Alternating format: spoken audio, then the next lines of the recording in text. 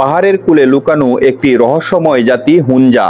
এই জাতির মেয়েরা শতাব্দী জুড়ে যুবতী রয়ে যায়, এমনকি ৮০-৯০ বছর বয়সেও তাদের সৌন্দর্য অটুট থাকে।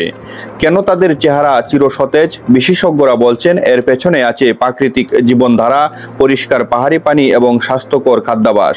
হুঞ্জা মেয়েরা খায় তাজা ফল, বাদাম, শাকসবজি এবং দুধ। তারা কম প্রক্রিয়াজাত খাবার গ্রহণ করে।